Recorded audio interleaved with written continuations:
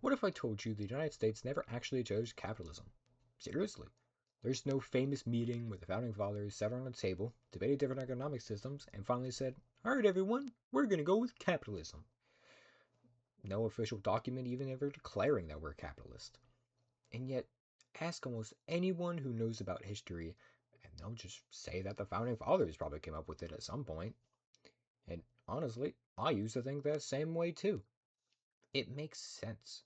We learned so much about the Declaration of Independence, the Constitution, and the American Revolution that it's easy to assume someone must have just made that decision somewhere along the way.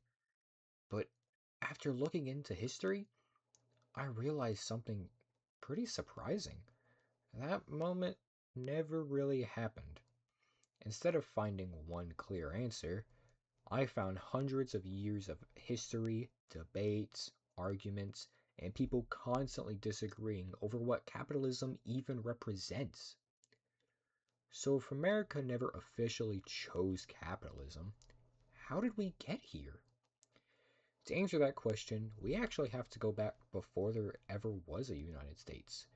Before Trump, before Biden, before World War I and II, before the Civil War, before the Revolutionary War, Constitution, and George Washington. Most of us learned about colonies like Jamestown Elementary School or middle school. Usually the lessons focus on survival, how they couldn't really grow food, how disease spread like wildfire, and how life was incredibly hard. And yes, all of that is incredibly true. But there's another side of the story that never really gets talked about.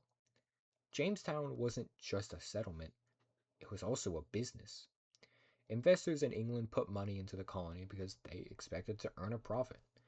They weren't donating the money out of kindness. No, no, no. All they wanted was money. And if it meant losing a couple people along the way, so be it.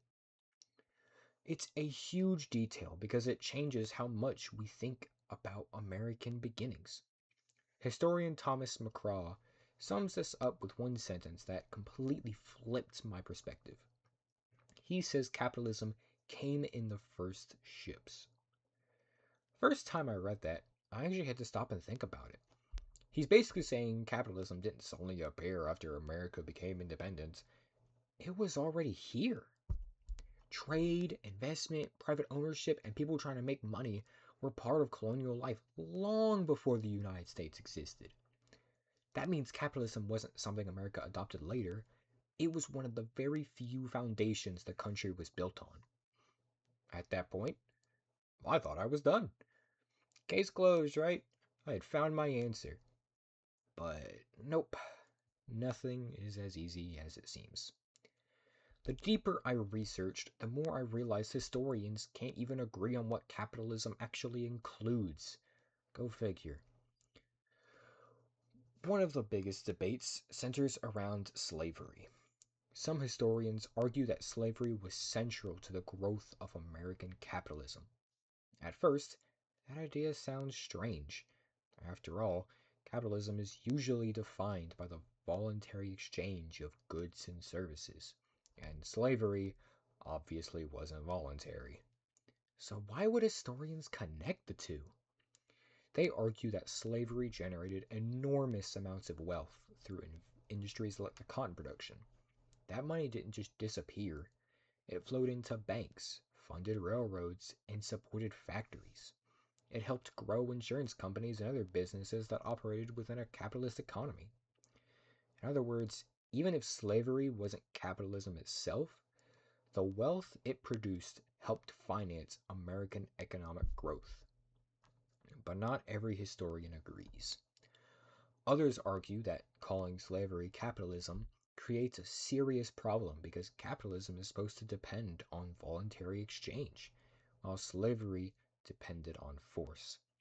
If you lump them together, they argue, you risk ignoring an important moral and historical distinction. So, who's right? I'm not sure there's even an answer. I think that's one of the cooler things about this project. History isn't like a math problem where there's always one single solution. It's more like a conversation. People study the same events, examine the same evidence, and still come away with different conclusions. Sometimes those disagreements last for decades, sometimes even longer. The debate over capitalism is one of those. The more I learn, the more I realize those arguments didn't end in the 1700s or the 1800s. They're still happening to this very day. Think about how often you hear people talk about tariffs, or taxes, or government regulations, whether the government should help certain industries, or even if businesses have too much power. Even if people never use the word capitalism, that's often what they're debating. How much freedom should businesses have? How much should the government get involved? Who's benefiting from the economy? Who's being left behind? Those questions have been around since the beginning of the colonies. While yes, the examples have changed, the technology has changed, and the people have changed, the debate is still eerily similar. So by the time I finished all of my research, I realized my original question wasn't really the right one. Instead of asking, why did America become capitalist? I think the better question is, how has American capitalism continued to change over time? Because that's what history actually shows. It wasn't just invented in one day, nor was it ever chosen in a meeting.